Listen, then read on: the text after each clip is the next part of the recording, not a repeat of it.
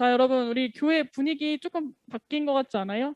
우리 가격도 바뀌었고 교회 안에 조금씩 장식들이 생기고 있어요. 오늘 이 절기이기 때문에 이런 장식들도 있고 생기고 변화가 있는데 혹시 오늘 무슨 절기인지 아는 친구들 있을까요? 우리 교회 짬이 있잖아, 우리가. 유초동부 맞힐 것 같아. 자, 여러분, 무슨 절기인지 아는 사람? 맞아, 우리 가은이 알고 있었어요, 여러분. 대림절이에요. 자, 여러분, 우리 오늘 가은이 찬양이도 참 잘하지 않아요? 네, 우리 찬양이도 잘하는데 대림절도 알고 있네. 여러분, 아주 멋있는 친구 같아요. 우리 모두 박수 좀, 박수 좀 쳐줄까? 우리 축하받았어요. 네. 자, 우리 가은이가 알려준 것처럼 오늘부터 대림절이 시작이 되었습니다.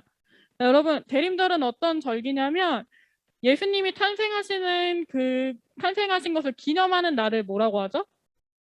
예수님의 거룩한 탄생을 기념하는 날.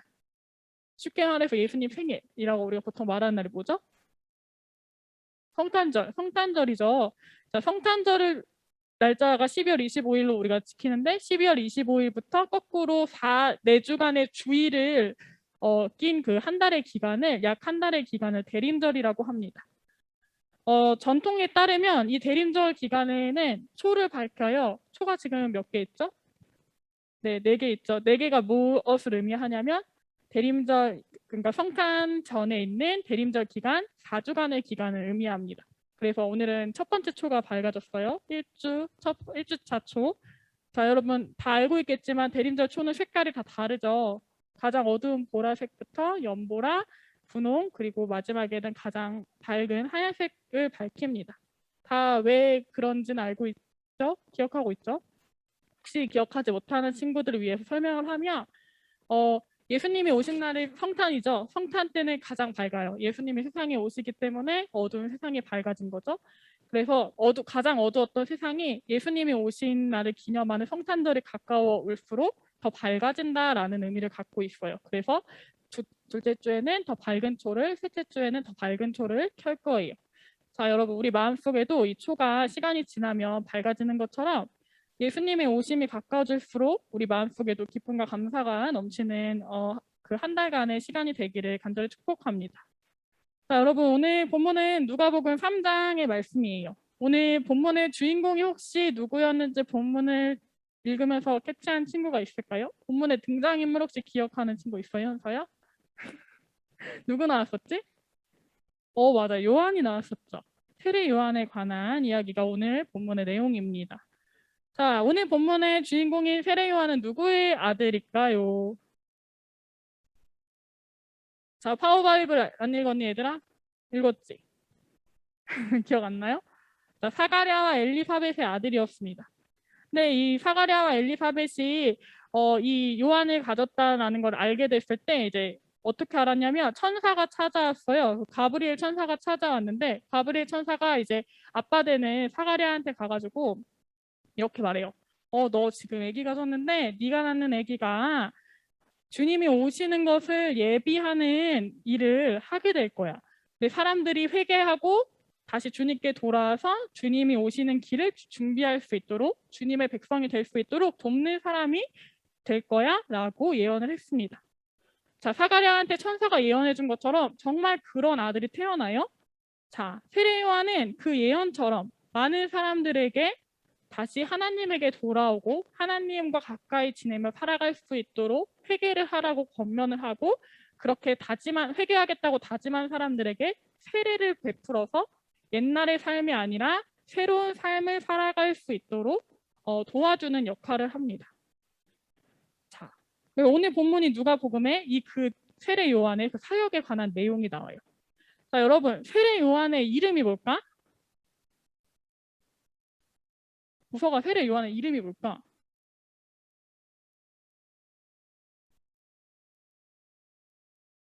헷갈리는 질문이죠. 요한이죠. 요한이 이름이에요.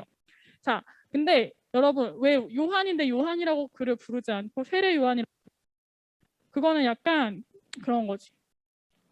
우석이가 싱어잖아요. 야, 싱어 우석 이렇게 맨날 부르는 것처럼 뭐 대표 리더잖아. 회장 하은 이렇게 부르는 것처럼 약간 맨날 이렇게 별명처럼 붙여진 이름이에요. 세례를 얼마나 많이 베풀었으면 요한을 사람들이 그냥 요한이라고 안 부르고 세례 요한이라고 불렀을까요? 자, 성경에도 그의 이름을 세례 요한이라고 아예 붙여놨어요. 자, 오늘 본문에서도 세례 요한이 이 별명에 맞게 사람들에게 회개의 복음을 전하고 세례를 베풀고 있었습니다. 자, 그는 사람들한테 너 죄에서 돌이켜서 회개하고 다시 하나님을 따라 살아가라고 오늘 본문에서 이야기를 하고 있어요. 자, 근데 그의 외침이 얼마나 영향력이 있었는지 정말 그 세례 요한이 이런 복음을 선포할 때마다 정말 많은 사람들이 세례 요한의 그 말씀을 듣고 회개를 하고 다시 돌이켜서 세례를 받습니다. 근데 오늘 이 본문에서 막 그런 장면이 기록이 되어 있다가 약간 그 따뜻한 분위기에 찬물 끼얹는 것 같은 그런 굉장히 좀 놀라운 일이 오늘 본문에서 벌어집니다. 어떤 사건이 일어났냐면 세례 요한이 막 한참 회개하라고 이렇게 선포하고 세례를 베풀고 있을 때 어떤 무리가 찾아와요. 얼마나 뜨거웠겠어, 세례 요한이. 사람들을 막 회개시키고 막 세례를 주면 얼마나 뜨거웠겠어. 근데 갑자기 그 무리를 보고서 잘 왔어요 라고 하는 게 아니라 그 사람들한테 화를 내기 시작합니다. 그 사람들 어떤 사람이었냐면 본문에는 딱 기록이 되어 있지 않지만 바리새인하고 사두개인 사람들이었어요. 바리새인하고 사두개인. 이들은 어떤 사람이냐면 누구보다도 율법을 잘 지키는 사람들이었습니다.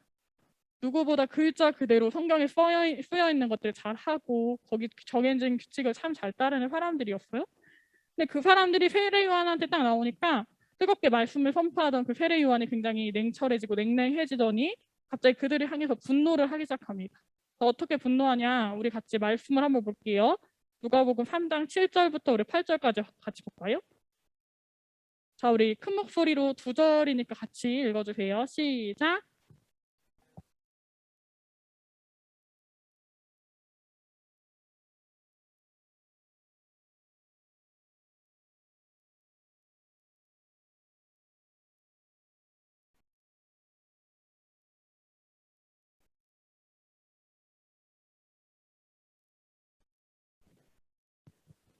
자, 여러분 말씀 보세요. 세례 요한이 사람들이 다가오니까 그 무리한테 뭐라고 했죠?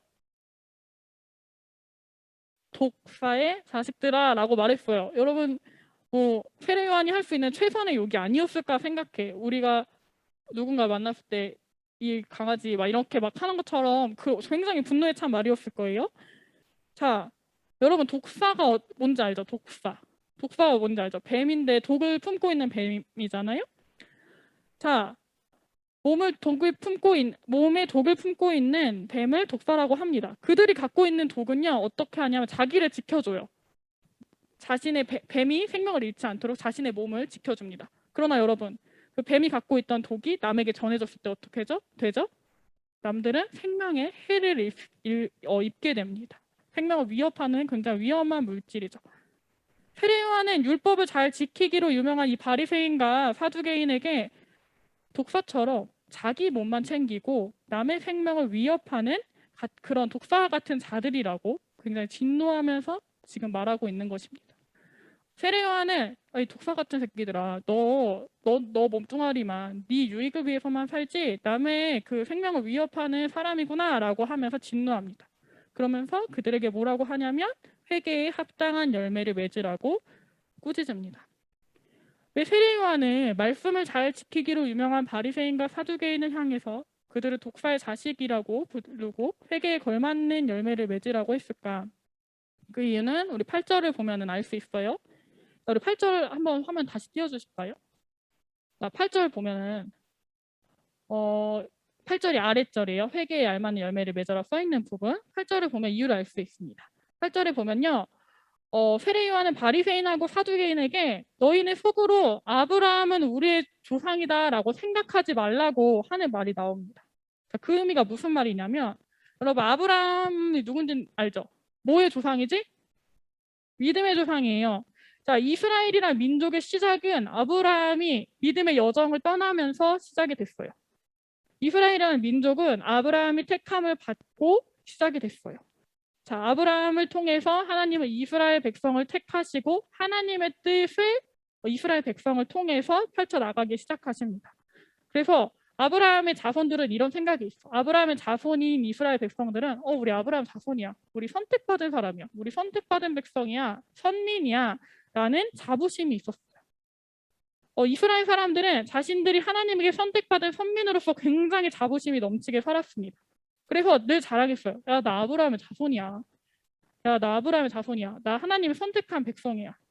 하면서 굉장히 자부심 넘치게 살았죠. 본문에서 나오는 그 바리새인하고 사두개인도 그런 사람이었습니다. 자신들은 아브라함의 자손으로서 하나님에게 선택받았다는 자부심이 굉장히 많은 사람들이었어요. 그런데 문제가 하나 있었어. 자부심은 굉장히 많아. 우쭐해. 하나님 나 선택했어 라는 자신감은 있지만 자신이 그런 선택받은 백성이라는 선민 사상에 젖어서 다른 사람들을 업신여겼습니다. 그때 이제 이 신약 성서가 적혀진 이 배경 당시 상황은 로마 제국이 이스라엘 백성을 식민 통치할 때였죠. 로마 제국의 압제 속에서 고통받는 이스라엘 다른 하층민들의 아픔은 보지 않았어요. 야, 나 하나님 말씀 잘 지키는데 쟤는 뭐야? 쟤네 아프든 말든 관심도 없어. 나만 잘 지키면 돼. 삶에 치여서 율법을 못 지켜. 돈을 벌어야 돼서 어쩔 수 없이 안식일을 어겼어. 그런 힘든 사람의 아픔을 헤아리지 않아요. 야, 뭐야? 제 안식일인데 해당도 안 가네? 쉬지도 않네? 쟤 문제 있구나 라고 하면서 다른 사람들을 무시합니다. 나는 잘 지키고 나는 하나님의 백성으로 살아가지만 쟤는 못한다고 하고 저 사람들의 아픔은 돌보지 않습니다. 그들은 자신의 선민이라는 자부심만 있지 오직 교만과 자만으로 살아가는 사람들이었습니다. 선민이라는 자부심은 있는데 하나님의 백성답게 살지 못하는 백성이었어요. 그런 그들의 모습을 보면서 오늘 세례 요한이 말하는 거예요. 야, 니네 더 이상 니네가 아브라함의 자손이라는 자부심에 갇혀서 아무런 행동도 안 하는, 아무런 실천도 안 하는 삶을 좀 버리고 진짜 회개를 해라. 회개하고 그에 맞는 삶을 좀 살아라 라고 말합니다. 야, 너네 하나님 믿는다고, 너네 하나님을 너네 선택했다고 자부심만 갖지 말고 니네 진짜 똑바로 살아. 그러면 하나님의 자녀답게 살아 라고 말합니다. 이렇게 말하니까 이제 세례 요한이 되게 세게 말했죠. 그러니까 어떤 사람이 질문을 해요. 그러면 우리가 하나님의 자녀답게 살려면 그럼 뭘 해야 되냐? 굉장히 구체적으로 질문을 해요. 우리가 그럼 도대체 무엇을 해야 합니까? 라고 물어요. 자, 그러니까 세례 요한이 대답을 합니다. 우리 누가복음 3장 11절 볼게요. 자, 우리 같이 큰 목소리로 읽을게요. 시작.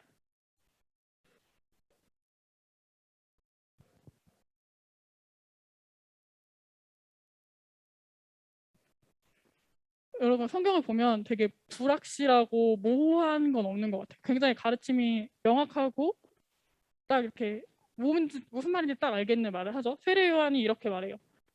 속옷 2벌 가진 사람은 없는 사람한테 나누어 가지고, 여러분 꼭 속옷을 주라는 말은 아니야. 다른 번에 옷이라고 돼 있어. 그러니까 네가 가진 것 넉넉히 있으면 꼭 나누고 먹을 거 가진 사람도 똑같이 그렇게 해라라고 말해요. 세례 요한은 하나님을 향해서 삶을 돌이켜서 회개했다고 고백하는 사람들을 내가 하나님의 사람이야, 내가 하나님의 백성이야 라고 고백하는 사람은 자신의 것을 나누는 삶을 살아야 한다라고 고백해요. 되게 뭉뚱그려진 어떤 것들을 주문하는 게 아니라 니네 나누고 살아 라고 말합니다. 바리새인과 사두개인은 본래 독사처럼 자신의 몸만 보호하는 사람이었어요. 나만 잘나면 돼. 나만 하나님의 선택받은 백성이면 되지. 네가 선택 안 받든 말든 무슨 상관이야. 내가 구원받았으면 되지 라고 자신의 모습만, 자신의 몸만, 자신의 유익만 구하는 독사와 같은 사람이었습니다. 그들은 남들의 아픔에 관심하지 않았어요. 그런데 그들에게 세례 요한은 지금 이만을 위해 살지 말고 마땅히 자신의 것을 나누는 실천을 하며 살아가라고 전하고 있습니다. 그게 하나님을 믿는 사람, 하나님께 마음을 돌이킨 회개를 한 사람이 살아갈 합당한 삶의 모습이라고 알려줍니다. 하나님의 말씀을 통해서 알려주신 것을 네 머릿속에만 갖고 있지 말고 네 자부심으로만 갖고 있지 말고 그걸 몸으로 살아내라고 알려주고 있습니다. 자, 이 선포는 좀 다른 사람들에게 굉장히 충격을 줬던 것 같아요. 그래서 자극을 줬던 것 같아요. 왜냐하면 누구보다 하나님의 백성으로 자랑스럽게 살아가고 뭔가 넘사벽인 것 같은 사람들이었거든. 저 사람 율법도 너무 잘 지켜 하는 사람들한테 지금 세례 요한이 다시 니네 똑바로 살아라고 말하는 그런 순간이었기 때문에 모두에게 굉장히 충격이었던 것 같아요. 그래서 이것을 본 사람들이 다시 질문을 하기 시작합니다.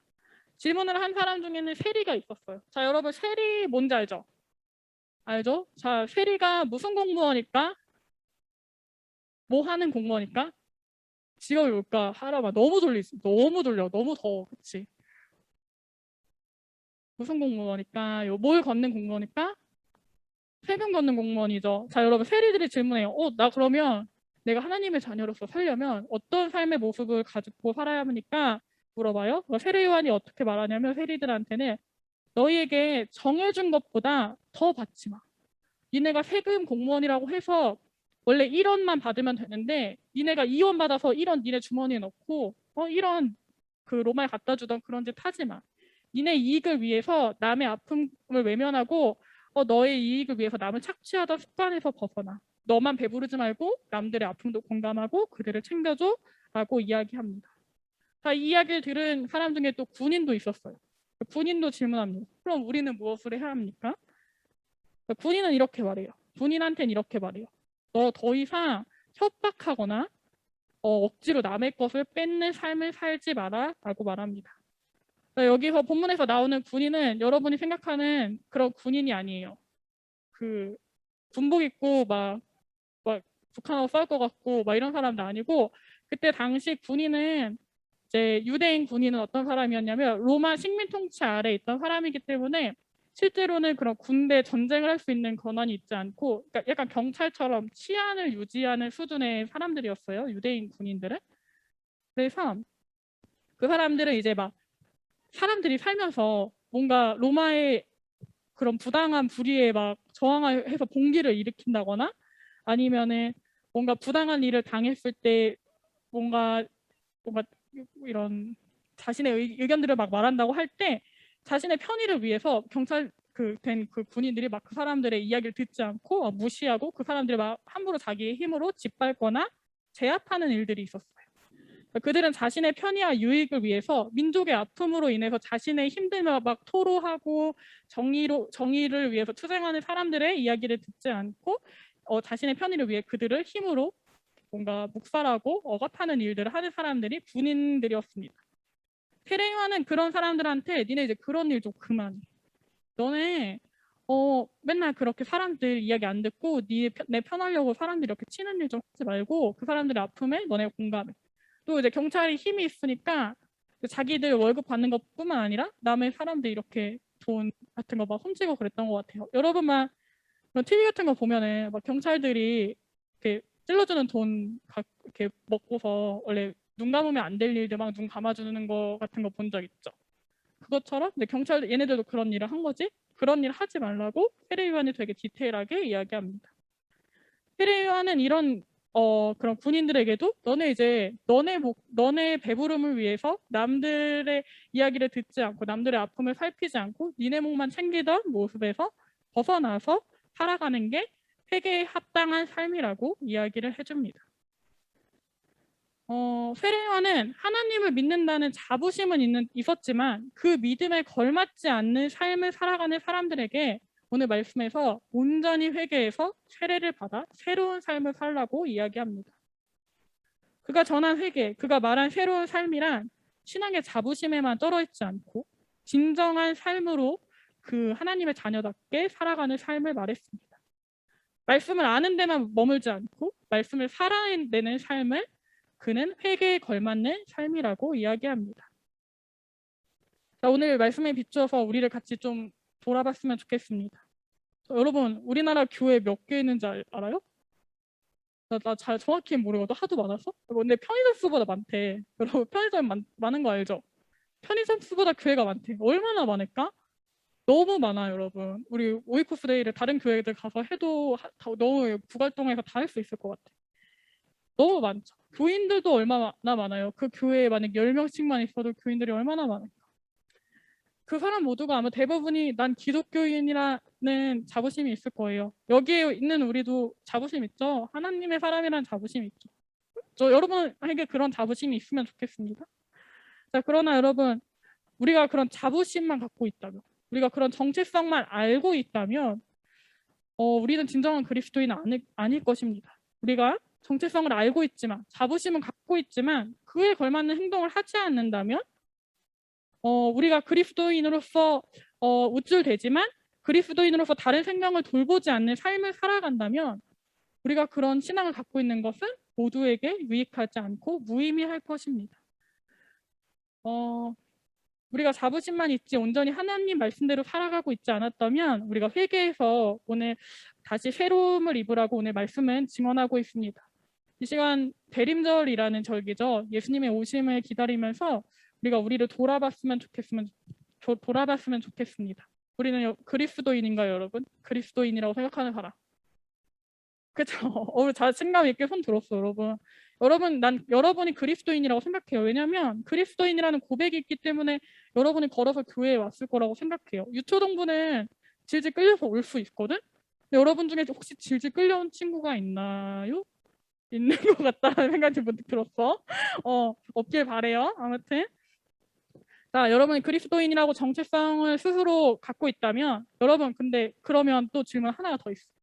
여러분이 그리스도인이라는 자부심이 있나요? 요즘 뭐 흔들리는 친구들도 있겠지. 교회가 하도 욕을 먹으니까. 자, 여러분 그래도 마음속에 나는 하나님의 백성이야, 하나님의 자녀야 라는 자부심이 어느 정도 있을 거라고 생각해요. 목사님 있어요. 나는 그래도 하나님의 신앙 안에서 하나님이 날 보호해 주시고 늘 지켜주신다는 그런 믿음이 있어요.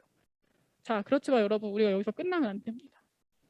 그리스도인이라는 것을 고백하고 그리스도인이라고 우리가 자랑스럽게 여긴다면 우리는 그리스도인에 걸맞는 삶을 살아가야 합니다. 우리 여기에 있는 모두가 이름만 갖고 있지 말고 진짜 그리스도인에 걸맞게 우리를 위해서만 사는 독사와 같은 자들이 아니라 정말 남을 위해 우리 것을 나눌 수 있는 진정한 그리스도인이 되기를 축복합니다. 자, 여러분 오늘은 예수님의 오심을 기다리는 대림절 절기가 시작되는 날입니다. 예수님의 오심을 누구보다 먼저 준비해야 되는 사람들이 저는 그리스도인이라고 생각해요. 예수님이 다시 오신다고 할 때 누가 준비하겠어? 예수님 모르는 사람이 준비할 가능성보다 우리가 준비할 가능성이 훨씬 더 높지 않겠어요? 예수님의 오심을 누구보다 먼저 준비해야 되는 교회, 우리들이 이름만 교회로, 이름만 그리스도인으로 살아가지 않고 정말 이름에 걸맞게 살아가면서 예수님의 오심을 간절히 삶으로 준비하는 우리 친구들 되기를 축복합니다. 우리 다 같이 기도하도록 하겠습니다. 주님, 우리를 주님의 택하신 백성으로 불러주시니 감사합니다. 우리가 그 부르심에 기뻐하며 살아갑니다. 그러나 주님, 우리가 그 부르심에 걸맞는 삶을 살아갔는지 돌아봅니다. 우리가 그리스도인으로서 말씀을 온전히 삶으로 살아내며 이름만 그리스도인이 아니라 진정한 그리스도인으로 세워질 수 있길 원합니다. 주님을 기다리는 이 대림의 시간, 우리가 우리를 돌아보고 온전히 주님께 나아갈 수 있도록 주님 축복하여 주시옵소서. 예수님 이름으로 기도합니다. 아멘.